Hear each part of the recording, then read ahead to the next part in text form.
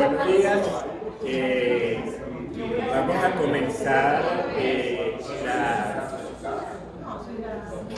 Eso siempre pasa cuando se reúne la familia. Bueno, le damos la bienvenida a la clausura de tecnologías, ¿no? Nosotros en verdad, como universidad, como café, todas las personas que nos hemos vinculado al proyecto, estamos muy contentos por lo que ha ocurrido. Yo particularmente, en nombre de la universidad, celebro que existan estos espacios dentro de la universidad, porque complementan la oferta de la Universidad Católica Andrés Bello. Nosotros, quizás sin ser muy conscientes del tesoro que tenemos, porque realmente la universidad cada vez va tomando más conciencia de ello, incorporamos de una manera muy natural el discurso sensible. Y ese discurso sensible se alimenta desde los espacios expositivos y los distintos auditorios. Y realmente es una riqueza que actualmente tiene la universidad, porque sin tener una escuela de artes, complementa lo que es la formación académica, la formación científica, la formación filosófica, con estos discursos que nos permiten dialogar con la realidad de una manera distinta, ¿no? Y eso realmente es una gran riqueza para nosotros como universidad. Te agradecemos. Entonces te lo dejo con Fernando, para que también ya una palabra. Bueno, a mí me dieron la sorpresa cuando llegué esta mañana que tenía que hablar. Y la verdad es que no pensaba decir nada, pero bueno, sí, se me olvida mencionar a alguien, perdón. Primero quería dar las gracias a la Católica, a la Universidad Católica, aquí al Padre Artici y a todo su equipo, que de verdad que han colaborado en todo momento, han estado pendientes y muy cercanos. También quería agradecer al equipo de la colección, a Priscila, a Israel, a Leonor, bueno, y a Isabela, que no está aquí, y a todos los que participaron también pues en todo el montaje y en la definición de las obras que se iban a presentar, etc. A Carmen Alicia, la curadora, y es la primera muestra de la colección colectiva. O sea, porque si hemos tenido muestras, estuvimos en la Bienal de Sao Paulo mostrando a Roberto Obregón en el año 2012, después estuvimos también participando en una exposición en La Mendoza que se montó, una exposición chiquita también de Roberto, de la que estuvo en Sao Paulo. Después tuvimos una exposición relacionada con el tema yecuana, indígena, también en La Mendoza, y después tuvimos dos exposiciones en Estados Unidos de Roberto Obregón, de los archivos de Roberto. Y ahora tenemos una exposición de Bárbara Brandi, de todo el trabajo de Bárbara Brandi en Madrid. Pero realmente esta es la primera exposición colectiva de la colección. Y estamos muy contentos con el resultado, de verdad. Quiero agradecer también a Héctor por acompañarnos hoy, a María Eugenia Arria, que también está presente en la exposición. Muchísimas gracias, María Eugenia. Yo creo que esta es la tercera vez que vienes. Gracias a usted. Y hoy tenemos visitantes extranjeros de México, de París, de Madrid. Muchísimas gracias por acompañarnos y de verdad que a todos ustedes también. Y bueno, también hay un grupito de artistas importantes. Bueno, muchísimas gracias y estamos felices de que además esta primera exposición colectiva haya sido aquí en la Católica, porque queremos que la colección también tenga un fin educativo. Y una colección no tiene sentido si se guarda y si se esconde. O sea, las colecciones hay que mostrarlas y hay que compartirlas con exposiciones, con libros, y de verdad que estamos con conferencias, con charlas, y estamos realmente abocados a eso. Y continuamos. Y de verdad que todo lo que podamos hacer en pro de la educación y en pro de Venezuela, aquí estamos siempre presentes poniendo nuestro granito de arena. Y muchísimas gracias a todos por acompañarnos.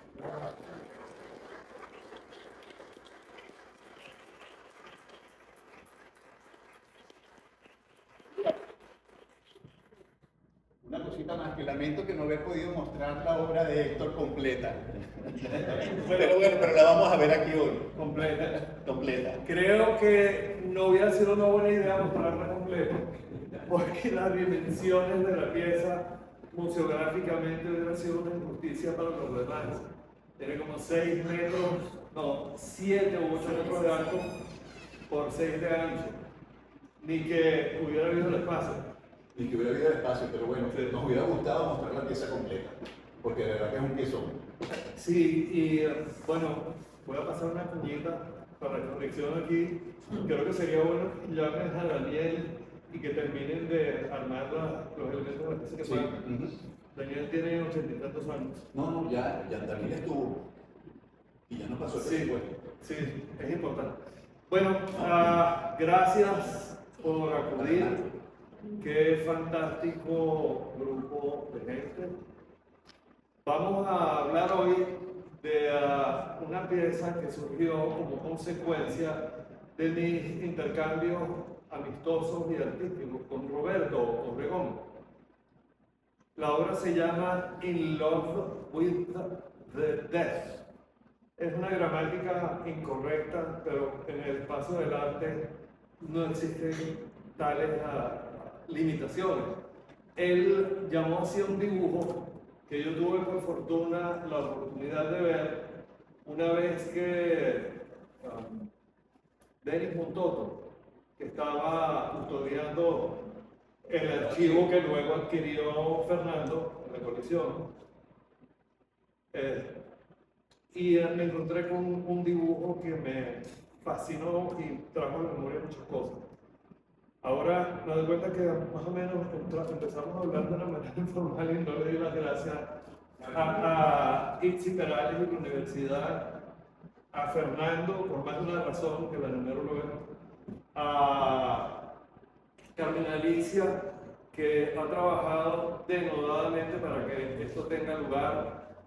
Y bueno, gracias a Fernando que me permitió, una vez que él tenía este boceto en la colección, fotografiarlo y usarlo para la obra que desarrollé y que parcialmente se exhibió aquí por personas que ya conocen.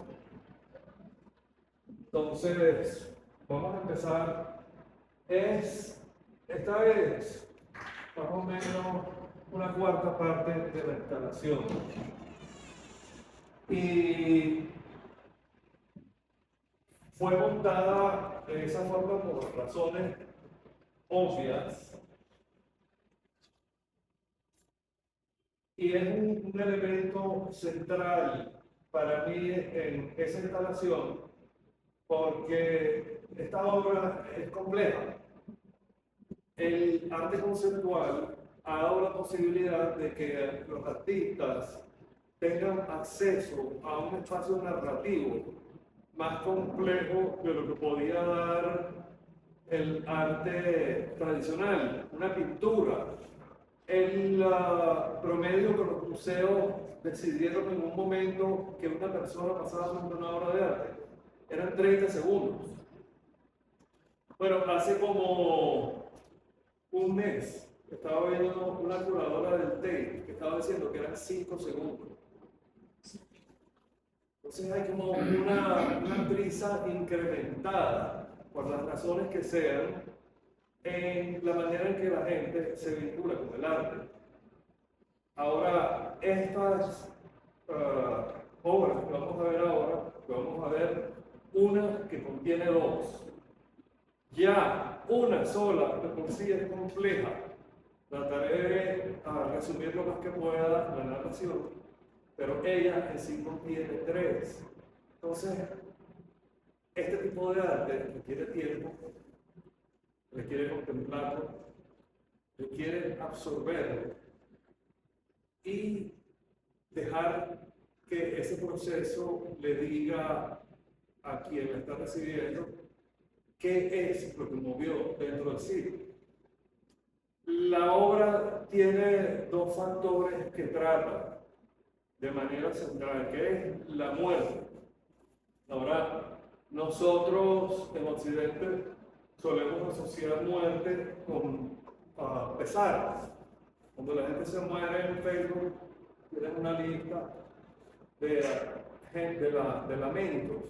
Qué triste, qué pena. Hay gente que de vez en cuando me dice, vuela alto. Pero es ridículo, porque cuando la gente se muere, arriba y abajo deja de existir, pero bueno.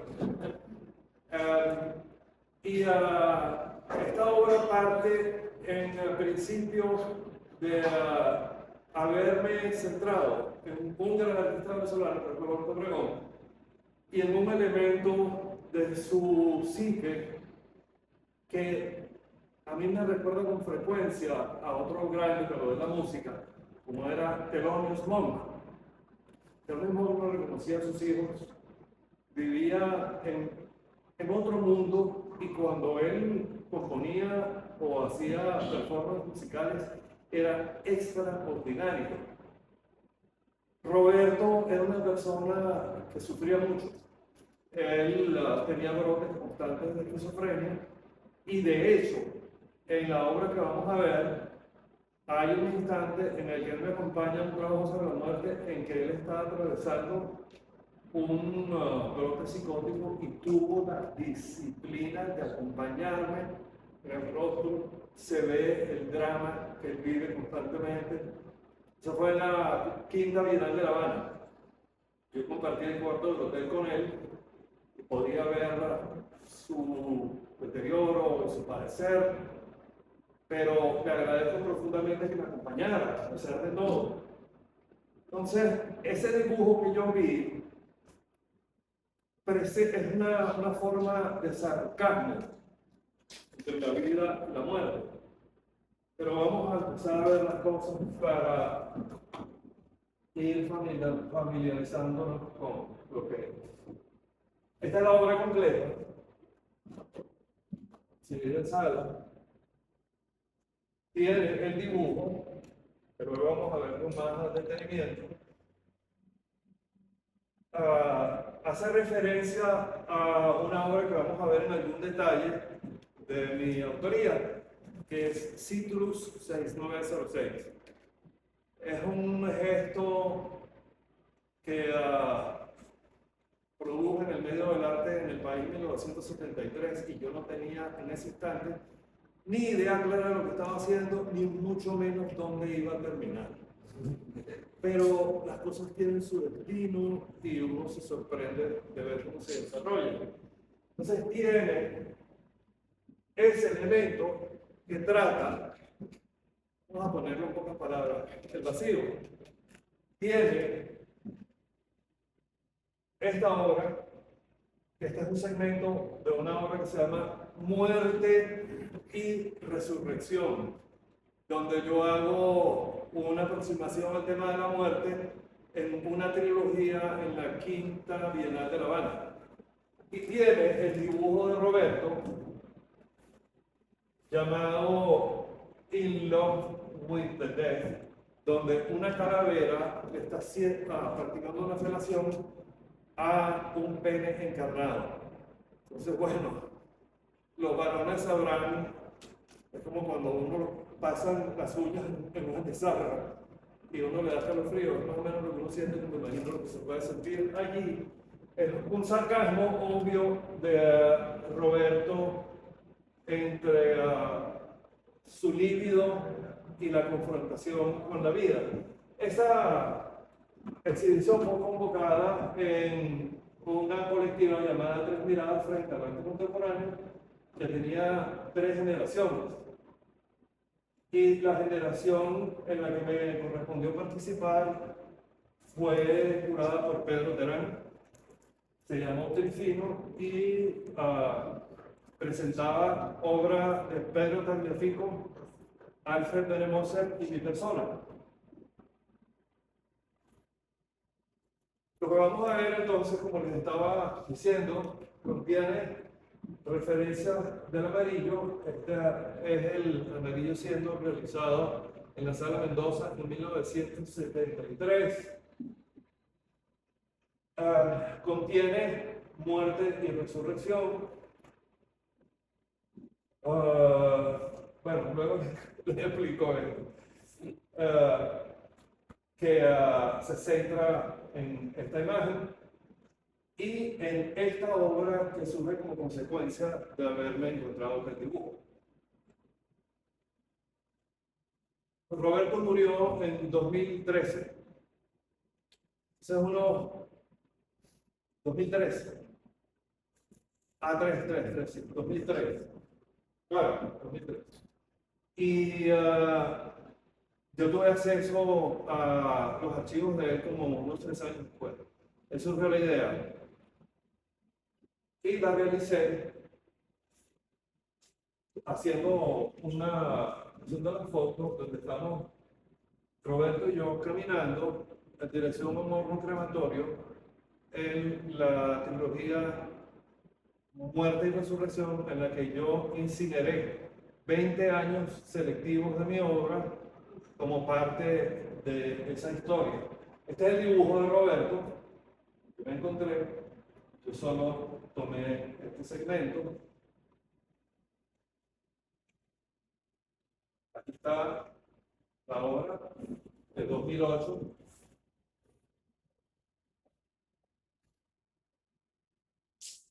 Esa obra contenía en sí un lapso temporal extenso, porque en Muerte y Resurrección se quema una cantidad de obras entre las que se encuentra un dibujo que produjo un hecho inexplicable, que es el centro de Muerte y Resurrección.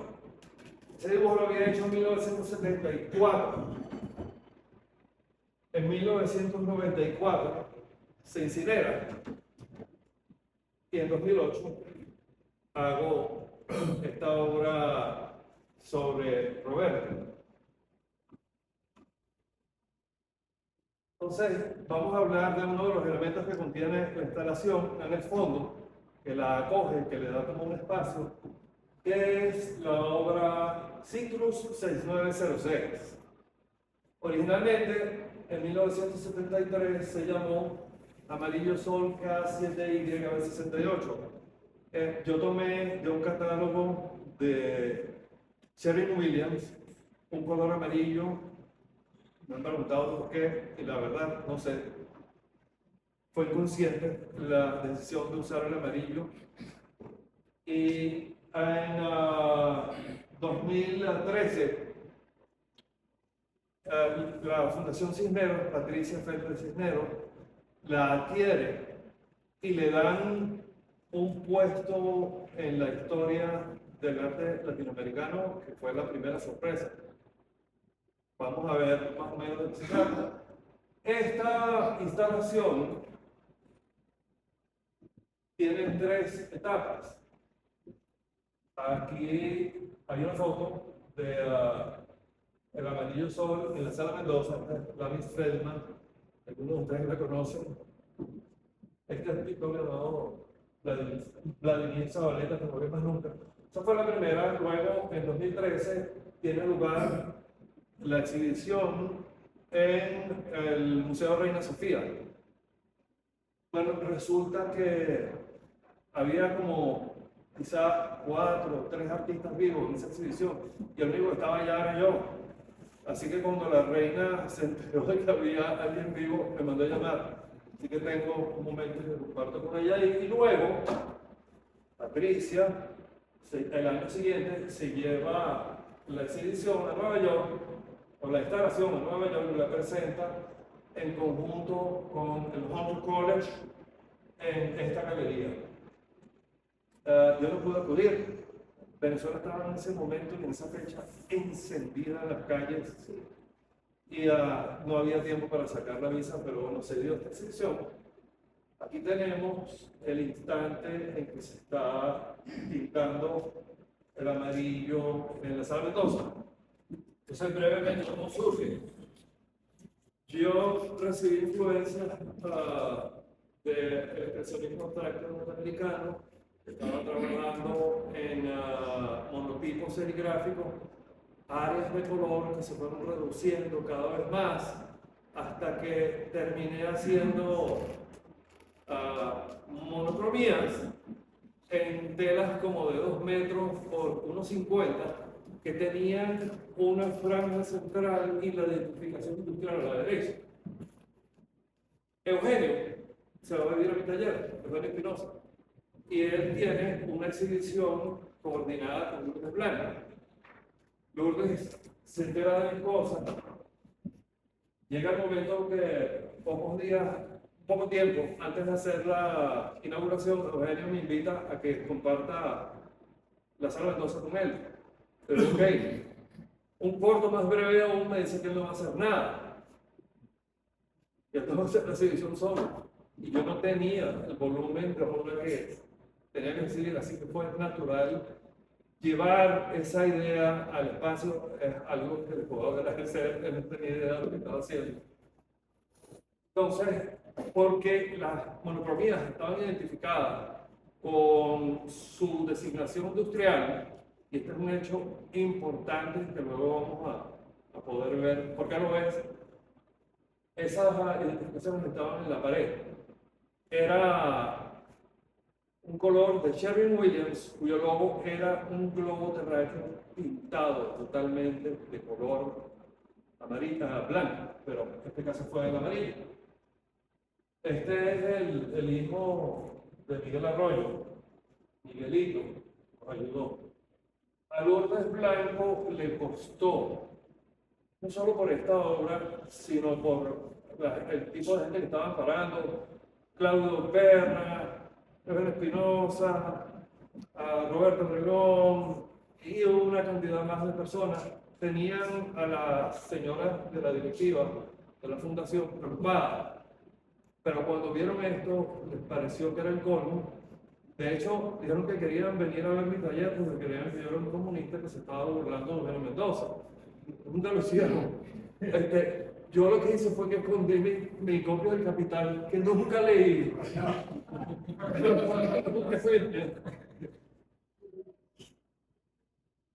Aquí está Valerie Radway, el día de Bolivia. Y aquí hay un señor viendo la identificación industrial del amarillo. 40 años después, hay una persona fundamental que, bueno, vamos a hacer cronológico. La persona que a mí me contacta con la Fundación Cisneros, originalmente está sentado aquí en primera fila. Muchas gracias. Profesor Rafael Pérez.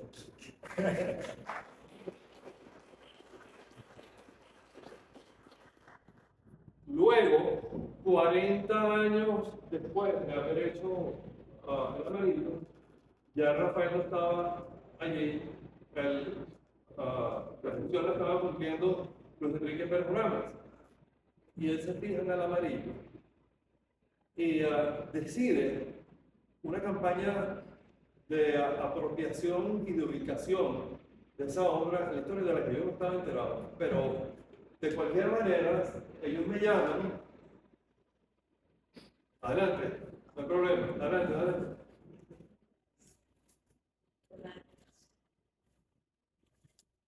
Adelante. Hola, ¿cómo estás? Hola. Y me dicen que quieren adquirir el amarillo. Yo les di una cifra, y me dijeron, no, te vamos a dar la mitad. Entonces le dije, bueno, pero no, eso no está bien. Un momento. Vamos a Gabriel Pérez Barreto, está diseñando una historia del desarrollo del arte concreto y abstracto en Latinoamérica. Y la colección de Patricia, extraordinaria. Angiura Cusise, Sildo Mereles, Ligia Pape, Soto, Cruz Diez, Guedo, Mondrian, Albers, la lista es larga. Entonces ellos deciden dibujar una historia del desarrollo del arte concreto y abstracto en Latinoamérica y me dicen, y te vamos a poner el amarillo a cerrar ese ciclo. Y dije, me pueden pagar menos si quieren.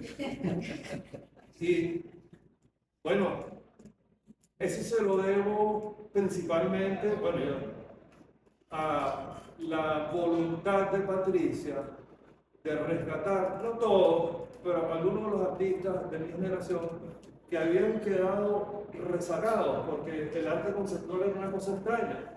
El mascarón de proa en la estética local de la democracia constitucional era, y de alguna manera continúa siendo, Soto, Guego, Cruz Diez, etc. Ya conocemos la cantinela, como se ha repetido.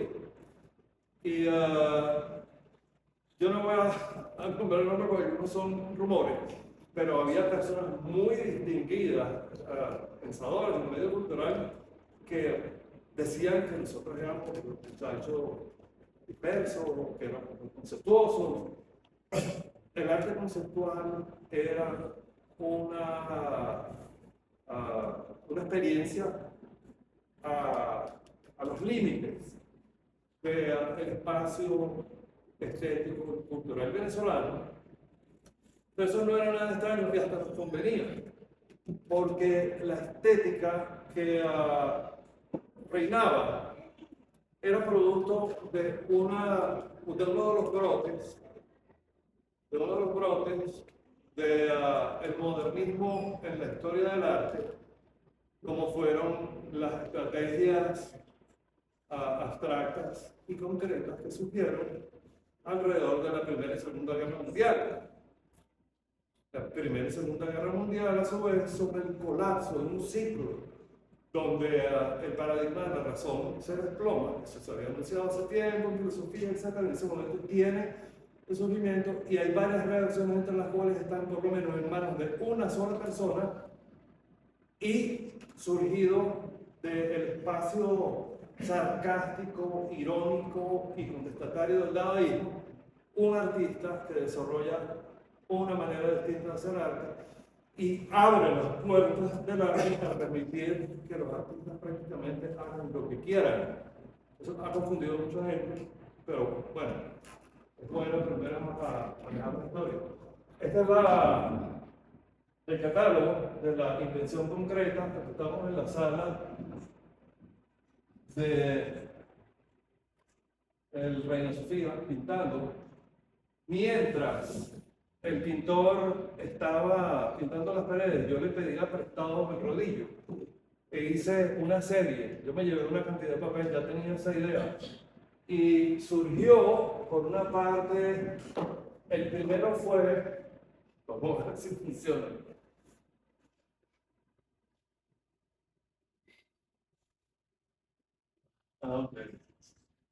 Una memoria de cómo habían sido las piezas originales antes de que pusieron el amarillo en la sala Mendoza, que eran telas muy grandes que tenían la franja vertical de color y la descripción industrial a la derecha.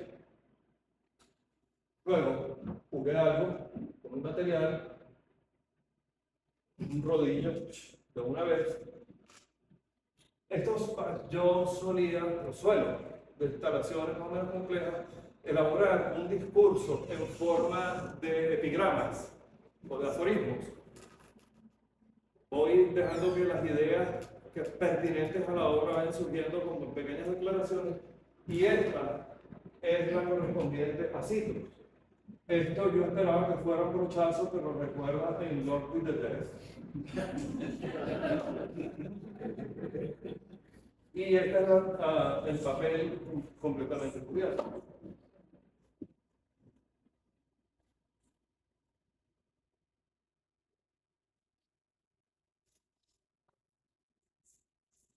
Ahí lo estamos pintando en suelo.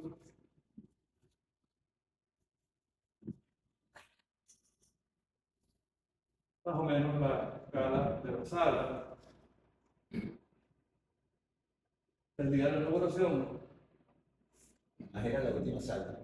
¿Perdón? Era la última sala antes de la salida. Sí, yo tengo el recorrido para mostrárselo, porque ellos decidieron que toda la historia del arte concreto y abstracto latinoamericano se fuese recorriendo y la última sala era la del amarillo. Esta es la primera, esta es la última. Esta por aquí, das una vuelta, salía por aquí.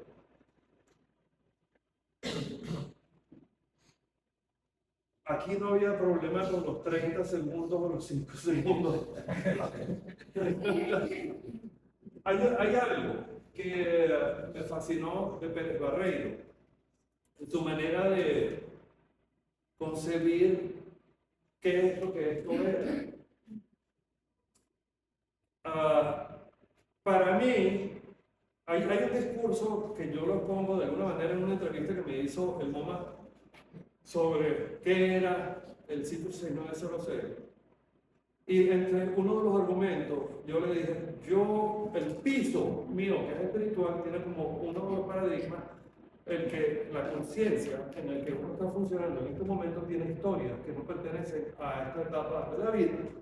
Y esta obra yo la relaciono con vínculos anteriores a la noción del vacío. Entonces, yo no le había dicho eso a Pérez Barreiro. Y ahora Rey dice, en todo el recorrido en el arte concreto y abstracto, en Latinoamérica, en el mundo, los objetos de las obras de arte estaban en el espacio. En esta obra, el espacio es el protagonista. Bueno, listo. El espacio es uno de los símiles que se usaban en toda la literatura, la traducción académica de la literatura budista en torno a la noción del vacío.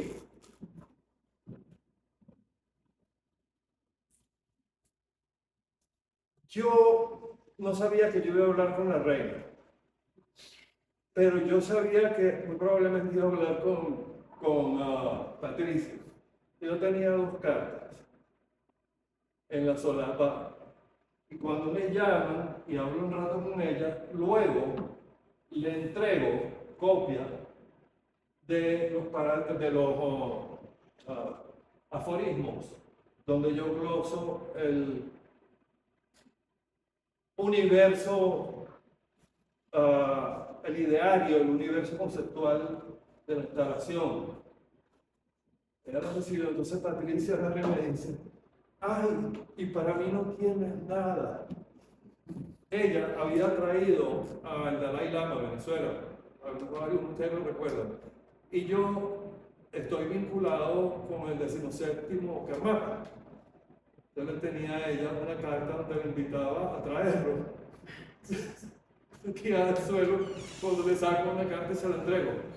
Pero poco sabía yo que enredado estaba el Dalai Lama en manejos políticos globales, razón por la cual no se hizo posible que ella lo trajera. Bienvenido, Axel. Gusto verte. Es el amante del arte, Entonces, bueno, ahí quedó eso. Y este es el recorrido que se hace. Uno entraba por aquí. Por aquí estaba, creo que Ligia Pate, seguida por aquí estaba Alejandro Otero, Diego. Estaba toda esa playa de artistas suramericanos. Y bueno, estaba en la colección de ella estaba Mondrian, estaba Joseph Albers. Había algunos artistas internacionales que habían influido en Sudamérica y ella tenía ahí la colección por esa razón. Y terminabas el recorrido y salías, entrabas a la sala amarilla y se acababa la exposición. Realmente fue un descomunal halago para esa obra. Eso es lo que está detrás de In Love with the Dead. Aquí, Pérez Barreiro pone lado a lado una instalación de Carlos Cruz Diez al lado del amarillo. Carlos Cruz Diez creía que él había hecho el amarillo en azul antes y estaba equivocado porque el trabajo de él tenía más un carácter sensorial. El desarrollo de su trabajo estaba vinculado con la percepción.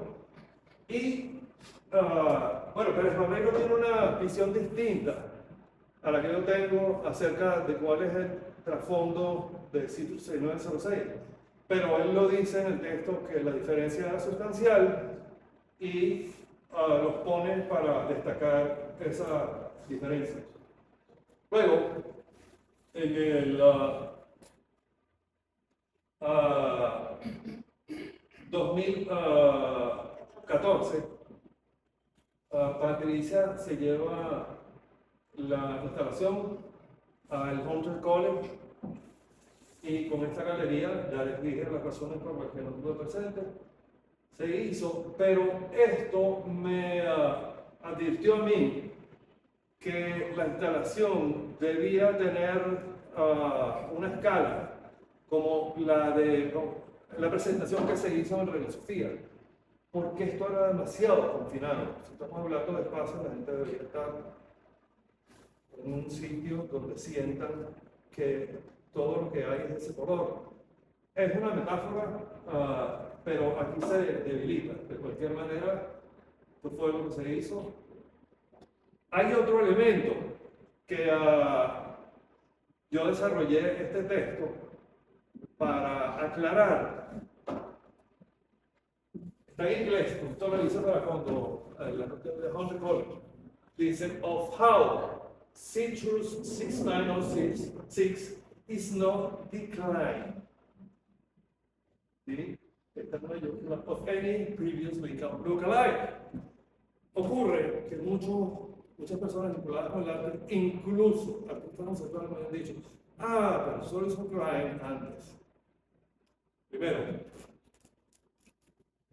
en 1973, la única lectura que recuerdo haber hecho donde debe haber una mención de Klein fue un libro de la historia del arte contemporáneo de Romero Brest. Yo lo leí en la biblioteca Clara Subo, yo después estaba buscando en la red, no lo encontré. Cuando me tocó hacer esto, Klein no existía en mi mente. De cualquier manera vamos a decir, bueno, podría haber de todas maneras relaciones. Él estaba influido por la filosofía oriental. Y aquí destaco las fundamentales diferencias entre el amarillo y lo que él hizo. Él separó la forma del vacío. En un cuarto vacío por un lado, después tenía objetos que iba pintando de azul. Mientras que el amarillo era un solo sitio donde la forma y el vacío estaban jugando el mismo papel. Esto es una cuestión vinculada más que nada con filosofía oriental, no vamos a seguir en eso, pero ahí está ese tema. Es el asunto de que hablamos al comienzo, que el promedio de observación eran 30 segundos y que hace un mes una curadora en el TED dijo, no, la gente observa una obra de arte 5 segundos. Así pueden surgir percepciones desligadas de la realidad de un objeto de arte o una situación de arte donde hay un relato extenso. Y bueno, aquí está el otro elemento que contiene In Love with the Light. Es una obra llamada inicialmente Muerte e Insurrección, pero que el desenlace que ella produce me lleva a denominarla de nuevo y darle el nombre de Muerte y Resurrección, y ya verán por qué. Okay.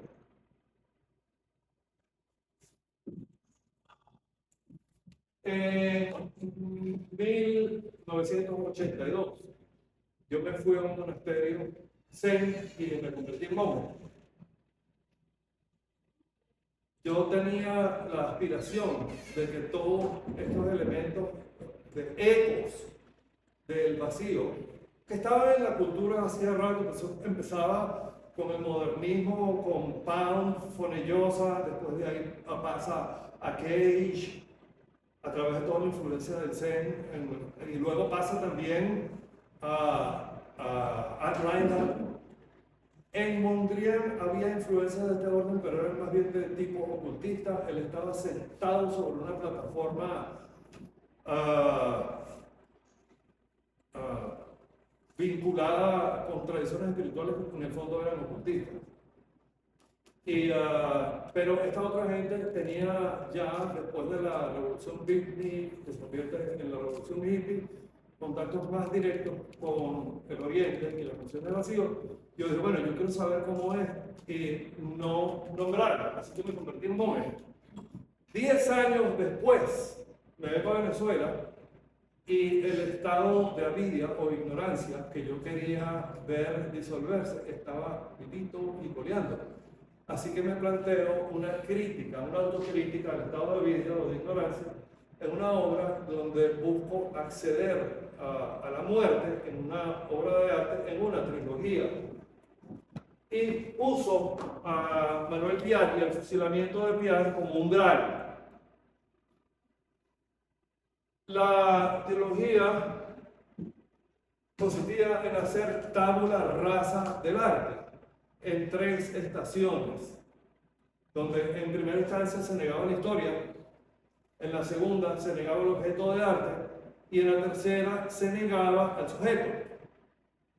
Entonces, en la primera decidí en una catedral del arte concreto y abstracto en Ciudad Bolívar, Museo Soto, banalizar un ícono fundamental de esa tradición, que fue el blanco sobre blanco de Malevich. Bueno, resulta que Malevich había usado el negro sobre el negro como su lápida. Ahora, voy a leer un pequeño texto aquí. Al final fue coherente el que yo pudiera el blanco y no el negro, porque en el proceso de la muerte, como algunos de ustedes quizás sepan ya, hay mucha gente que ha regresado después de una línea plana de actividad eléctrica cerebral y de paro cardíaco, no me acuerdo bien el lapso de minutos, pero declarados muertos, creo que más de media hora, han regresado y cuentan experiencias llamadas NED, Near Death Experience. Todos hablan al final, después de diferentes fases, de una luz, pero también en el espacio oscuro. Entonces, yo no sé qué hace que él decida que su lápida va a ser esto. Pero yo creí que había sido el blanco y luego me enteré que era el negro. Pero me pareció que era coherente.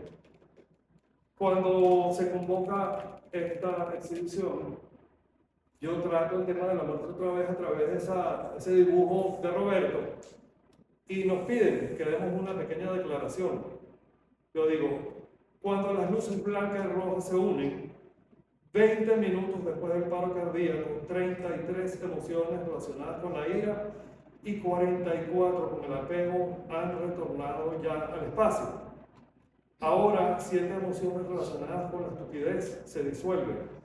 Más allá de toda sensación y experiencia, toda idea y percepción desaparecen finalmente. Todo se oscurece y se torna muy tranquilo. Este es el ápice en el proceso de la muerte. Ahora la refulgencia inherente a la mente destella en un sobrecogedor resplandor. Entonces, aquí está de un tantra tibetano cómo en el organismo humano y en los centros de energía se produce esa disolución. Aquí están listadas las tendencias. En fin, eso es un tema muy largo, pero eso es lo que contiene la primera estación. Una negación de la historia a través de su banalización pareada a este contenido espiritual. Entonces, ¿qué fue lo que hice? En una pared hice un cuadrado de mastica y le pegué un sobre blanco encima. Blanco sobre blanco. Un mal chiste, pero esa banalización esperaba yo que fuera la manera de negar. En la segunda estación se planteó hacer un horno. Yo desde niño me vi muy impresionado por la historia del fusilamiento de Piar. Eso porque cuando convocan la Quinta Bienal de Guayana, dicen ustedes pueden elegir espacios que tuvieron significación histórica para desarrollar un proyecto de arte. Y yo escogí inmediatamente, como me dijeron, el paredón donde fusilaron a Piar y el cuarto donde lo encerraron 3 días antes de fusilarlo. La idea era hacer un muro en forma de horno, se llamaba Paredón en Honor de Espiar. En este horno, aquí está la tela donde se refiere el momento y el lugar del fusilamiento de Piar. Lo que se pudo hacer fue un horno pequeño, ni siquiera con ladrillos refractarios, eso no explotó de milagro. Pues ya van a ver lo que se quemó, algunas cosas. Aquí quemé 20 años de obra mía selectiva. Esta foto es de Carlos Germán Rojas. Aquí está el inicio de la cremación.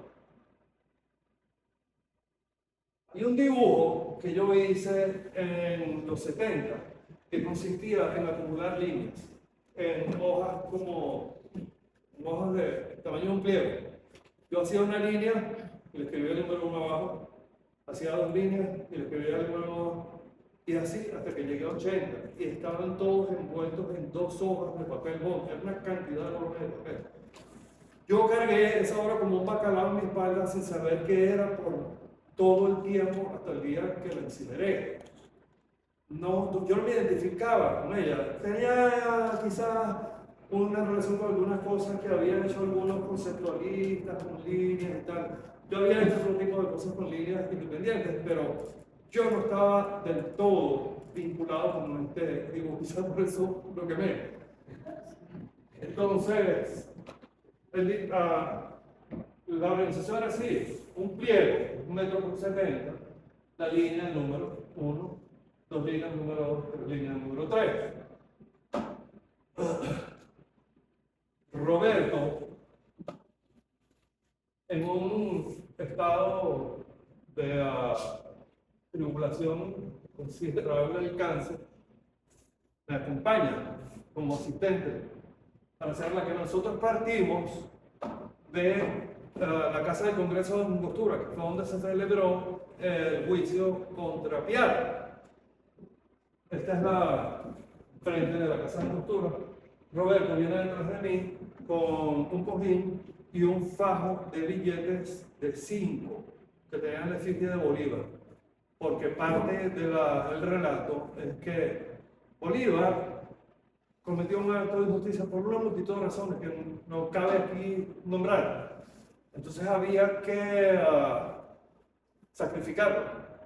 Y la primera cosa que se quema y que quema Roberto es a Bolívar en billetes de 5. No quise poner una imagen de Bolívar porque ya había hemos de lo que se podía acarrear, pero era la idea lo que importaba. Aquí también está Carlos Palacio ayudando.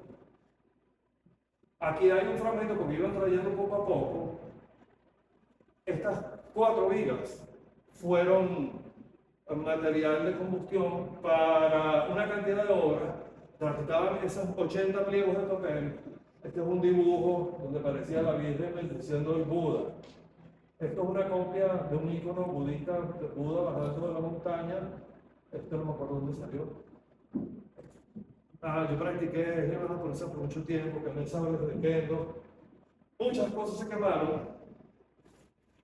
Al tercer día, en la tercera estación, yo me encerré 3 días en el cuarto donde encerraron a Piar a hacer un retiro budista zen, se llama Sesshin, donde presumiblemente la posibilidad de que se derrumbe el aferramiento al ego es la más grande que hay.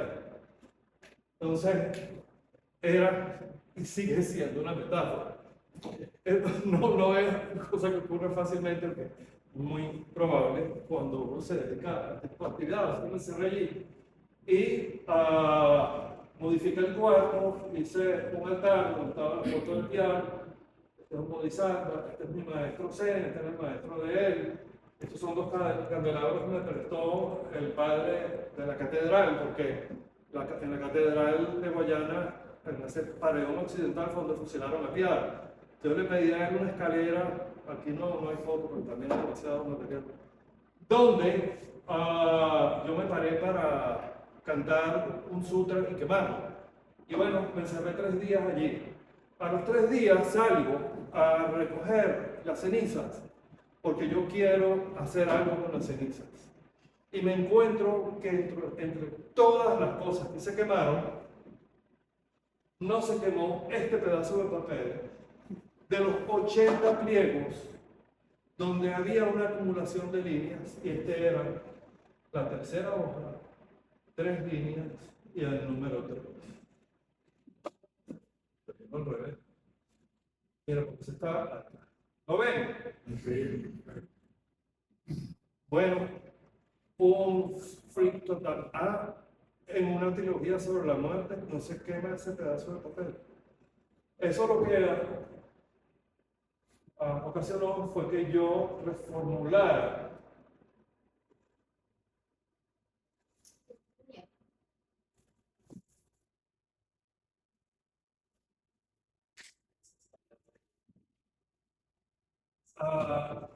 ahí está.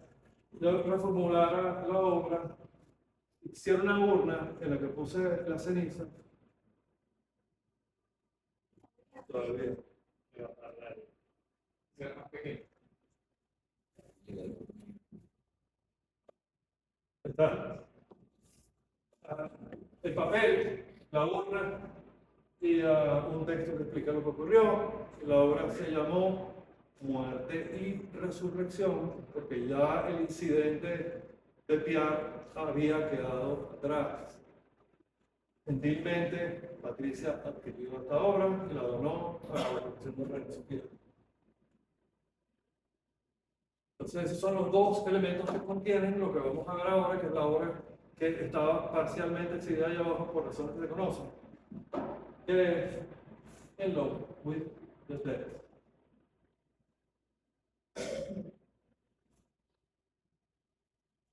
Yo tenía ya como una obsesión con las cortinas, ahí, una instalación que luego la usa. Yo estaba empezando a imaginar que iba a ser Roberto y yo yendo al horno crematorio, al dibujo de Roberto, cosas explicando y tal. Después empieza a aparecer el icono de la cruz, que ha sido persistente en mi trabajo, de muchas formas, como espacio vacío, en una obra que se llama Cruz y Ficción, aquí que estaba surgiendo, pero finalmente decidí hacer una cruz completa y buscar un eco de la tradición espiritual de Oriente y convertirla en una svástica. Eso tiene estos elementos. Esta era una copia que iba a hacer de una ilustración de la Divina Comedia, porque Roberto la usaba en su trabajo. Entonces yo pensaba pintarla aquí había, esta era una foto en blanco y negro de Lourdes Blanco, que en había dado tiempo que se produjera el amarillo. Había otros elementos, pero me dio la impresión en última instancia de que había mucha distracción. Terminé optando por la simplicidad. Había otras ideas loquísimas, como que quería traer el elemento femenino. Estaba Uma Thurman con un sable vestida de amarillo como Bruce Lee, de Quentin Tarantino, pero pareció un poco loco, no era pues. Nada que ver con que esté loco está mal. Estaba buscando otro tipo de cosas. Y empezamos a trabajar con Daniel todo el aspecto técnico de organización, de hacer eso viable, realizable. Estos son los conceptos que él usa. Y ahí empezamos a hacerlo concreto y en realidad. Aquí está Pedrito, que fue el curador, los asistentes, y la pieza central, que tiene en esta obra un elemento interesante que vamos a ver un poquito más adelante con respecto simbólicamente a lo que puede significar esa operación en ese jardín. Esta era una prueba para ver la compatibilidad entre el amarillo del fondo y la impresión, que estaba muy clara. Aquí están 2 grandes del medio, conocidos por todos. terminamos de pintar la ilusión del citrus y empezamos a poner las bases y a montar los fragmentos.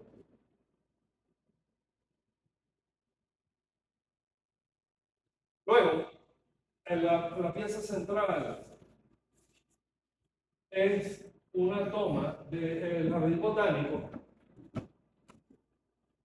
que yo he venido usando por mucho tiempo en mi trabajo, haciendo referencia al árbol de la Bodhi, que es el árbol de la iluminación, que el gobierno de la India donó a Venezuela hace muchos años como un gesto de buena voluntad. Y ahí se me ocurre hacer que el cuerpo que sostiene el pericarnado es el árbol de la iluminación.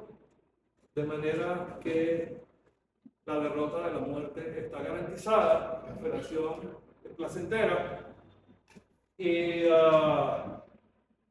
está todo teñido del vacío que representa Citrus 6906. Y con eso estamos llegando al fin.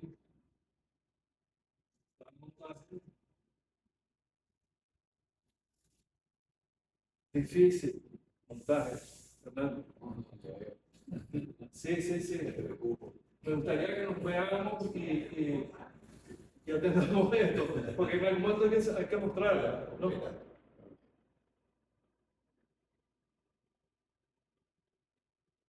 en la sala Mendoza, eso tiene como ¿qué? Como 7 metros. 7 metros. 7 metros. Tiene 7 por 6. Ahí terminan de montarla. Esta es la obra final. Y esta es el montaje. Y esta es una obra de Alfred Benemoser. Tenemos unos invitados. Y con eso concluimos la presentación. Muchas gracias.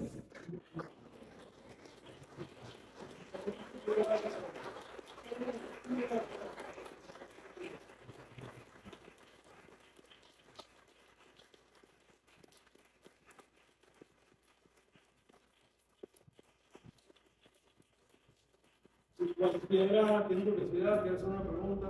¿De la orden? Si no, igual. Nadie puede preguntar. Ajá. Pepe. Sí, yo tengo dos preguntas. Una es que me da curiosidad, cuando hiciste la primera vez así, eso sería como las siglas de un color de la fábrica de pintura. ¿Cómo hiciste años después para volver a reproducir ese color? ¿Habías guardado algún color o cómo escogiste? Fue una relación visual de similitud.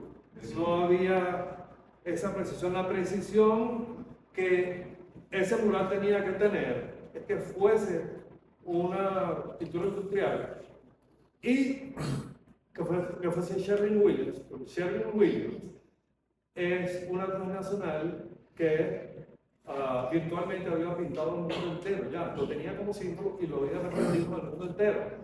Eso hizo sin que yo supiera la gran diferencia entre un modelo de totalidad idealista, donde tú ibas pintando en azul uno por uno los objetos del mundo, contra uno en el que ya todo estaba pintado, y uno que tenía un carácter narcisista subjetivo por el nombre personal contra uno industrial.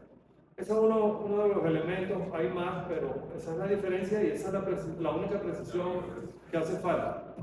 Y luego tengo otra pregunta que me da muchísima curiosidad. Es como una que me gusta porque está así como en la frontera de la tradición. Y me llama mucho la curiosidad, ¿por qué decidiste 50 años después o no sé cuántos años después de que habías hecho esa pieza conceptual, hacer en una operación como de vandalismo, hacer un objeto?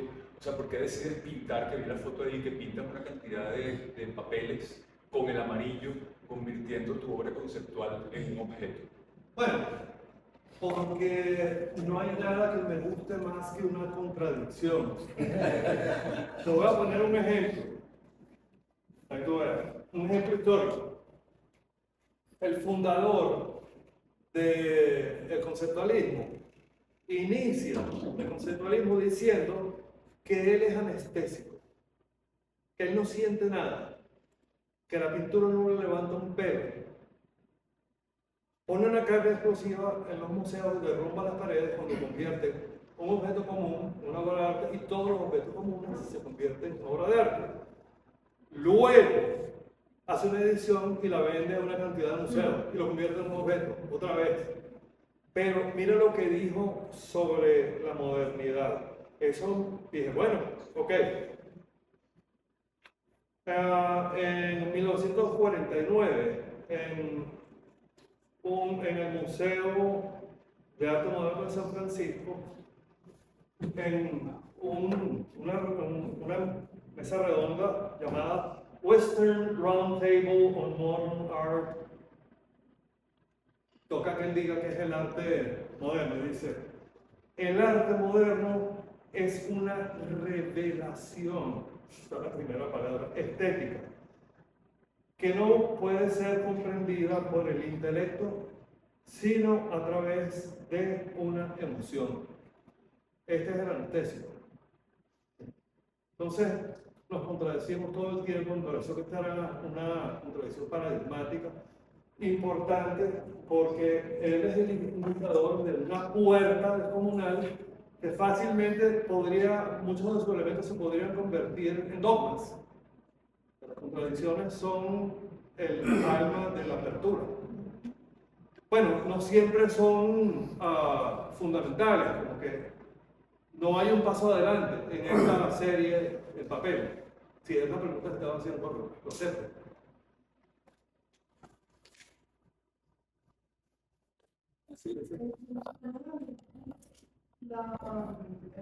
¿Años de qué?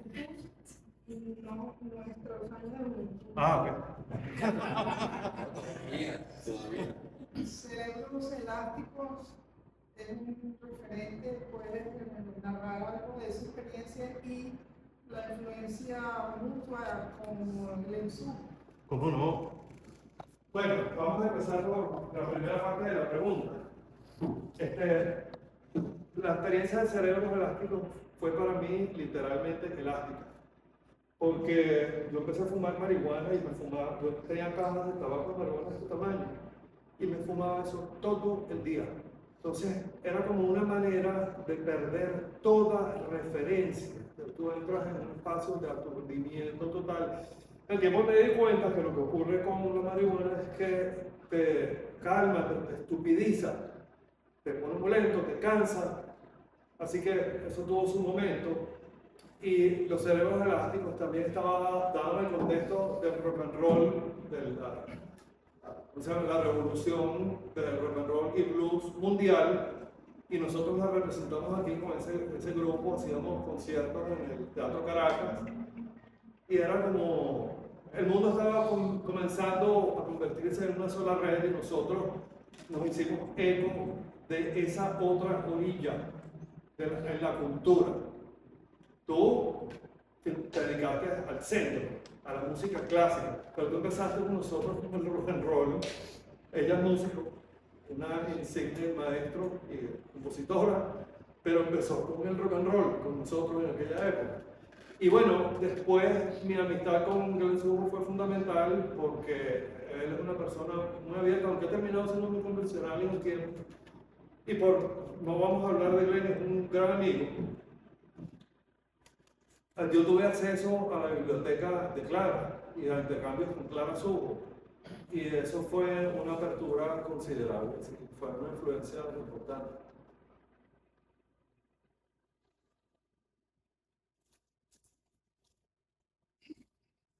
Bueno, cerramos la presentación con otra obra que, bueno, parece un fragmento de La Grande, pero en otra escala muy diferente y con ese guiño en la obra de Roberto. ¿Perdón? Con ese guiño en la obra de Roberto, que es Ipeta. ¿Qué nos puedes decir brevemente? Porque la idea era hablar sobre la otra obra, pero no, pero la pregunta es importante porque en las redes, o sea, se montó la imagen de la exhibición y muchas personas vinculadas con el medio del arte empezaron a quejarse, a decir que cómo era posible que se segmentara una instalación de esa forma. Para mí siempre esta escena fue una obra independiente, que de hecho al comienzo con In Love with the Dead, una foto con colores fotográficos naturales, no intervenida con amarillo, ya existe como una pieza independiente vinculada con el dibujo. Pero ya lo estaba, yo adoro ese instante, tanto que hay una serie de piezas en las que yo juego y a algunas le pego pétalos y aquí lo que es como, ¿sabes? Las comiquitas que la gente tiene, las burbujas parados de pensamiento. Bueno, este era mi pensamiento, llevaba detrás al autor de ese pensamiento que se convirtió en un ícono del arte venezolano, en la sección del pétalo, y bueno, a la consumación de algo que para mí ha sido importante en mi trabajo, con su total generosidad, habida cuenta del estado en que estaba. Y el título este que hace decir que es tan importante los títulos antiguos. Manéjalo como quieras. Sí, porque los títulos a veces son una forma de crear ecos, pero el eco es más importante en quien lo recibe que en quien lo produce. Es como una nota musical produce un efecto distinto en diferentes personas, o una armonía, ahí podría haber tres. Pero yo prefiero que incluso, yo podría relatarte algo, pero prefiero que cada quien se relate a sí mismo. El asunto del arte es esa posibilidad de pararte enfrente de una obra de arte y dejar que te aborde en silencio. Estamos demasiado acostumbrados a buscar razones. Cuando uno hace arte, uno tiene una idea vaga y las razones no asisten. Uno puede encontrarlas después, pero mientras menos se apegue a ellas, mejor. Porque el arte es una posibilidad de tener acceso a la humanidad que somos, que no se restringe a las funciones racionales.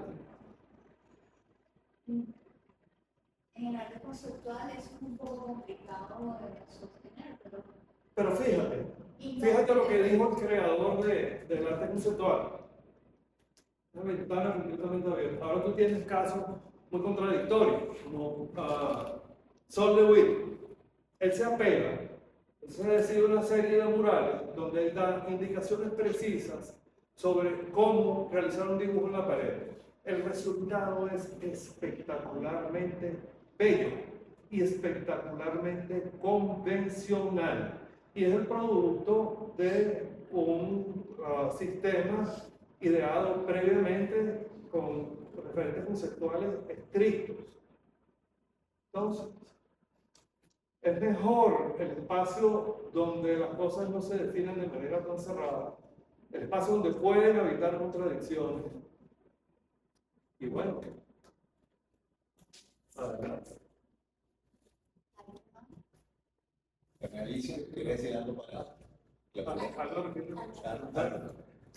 Una curiosidad así histórica.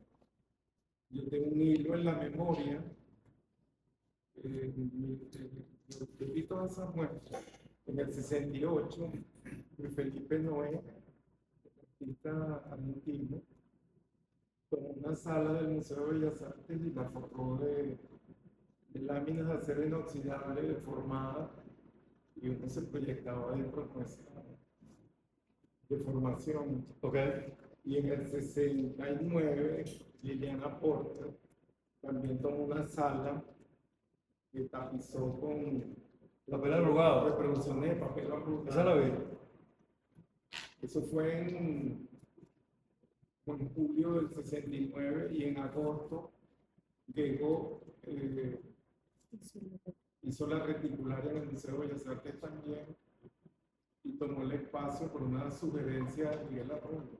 Okay. Y después en el 72, Eugenio hizo en el Ateneo el Impenetrable. Sí. Y Cifrero al lado dejó una sala vacía. Y tú en el 73 hiciste el amarillo en la sala Mendoza. Sí. Tiene ese mismo hilo. La única que recuerdo es la de Liliana. Estábamos cerca, ¿te acuerdas? Que íbamos a hacer una colectiva ahí con Miguel. creo que se hizo, pero yo tuve una discusión con Glenn y terminé proponiéndole a Miguel que iba a hacer un individual que terminó siendo realizada con Manuel estaba ahí. Pero bueno, si vamos a buscar referentes conceptuales acerca de cuáles son las diferencias que están en el texto que puse ahí, no es una obra enteramente original, no me importa. Está bien.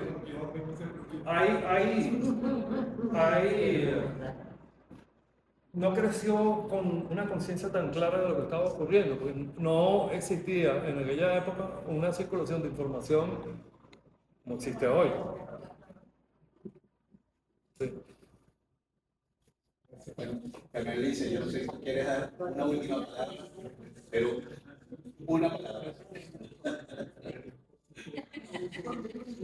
No, muchísimas gracias a todos por haber venido. Para mí no puedo pensar en un cierre mejor que este. Es ideal y eso es todo lo que yo hago. Bueno, yo quiero dar las gracias a Rafael por esta charla tan interesante hoy. Quería mencionar también a Rafael, porque el culpable de que tengamos esa obra, la obra de Héctor y la colección de Rafael, que siempre ha estado muy cercano a nosotros, muy cercano a Héctor y muy vinculante.